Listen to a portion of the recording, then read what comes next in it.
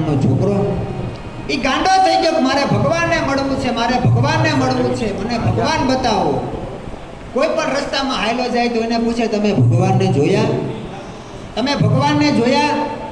પણ સાહેબ ભક્તિમાં ગાંડો થઈ ગયેલો, ભગવાન ભગવાન કર્યા રાખે ને એમાં એક જણાને એમ થયું બોલા આશ્રમ છે ત્યાં મોકલી ગયો ને, અને સાહેબ એ આશ્રમમાં મોકલે છે અને એ સંત એમ કહે છે કે બેટા તને ભગવાનના દર્શન કરાવીશ, ટાણું આવવા દે.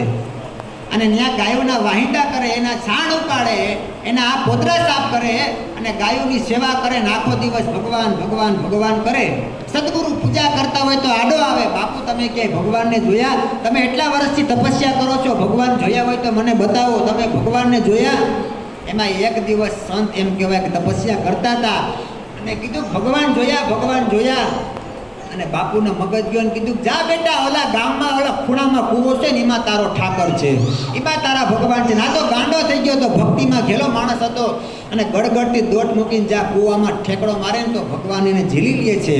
અને કીધું માયક બેટા, હા બુદ્ધિથી વાત ન સમજાય હો, હા આમાં સત્ય જોઈએ, આમાં બુદ્ધિ કામ ન કરે કે ભગવાન એને ઝીલી લીધો હોય છે. બુદ્ધિ તર્ક વિતર્ક કરે, પેલા ઝાડ આવ્યું કે પેલા બીજ આવ્યું, ત્યાંથી વિજ્ઞાન ટૂંકું પડે, એ શોધી નથી શક્યું છે.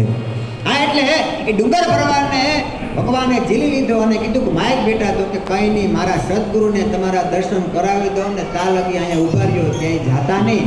અને સાહેબ એ ડુંગર ભરવાડ નામનો છોકરો એના સદગુરુને લઈને આવ્યો કે હાલો તમે માળા કેદુની કરો ને, હાલો તમને તમારા ઠાકરના દર્શન કરાવો, મારો ઠાકર આવ્યો છે આજે.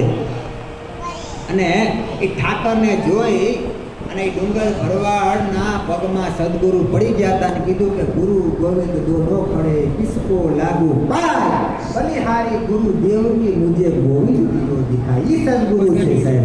એટલે કવિ કાગ બાપુ કહે છે, શું કહે છે કે આચરીને અંગે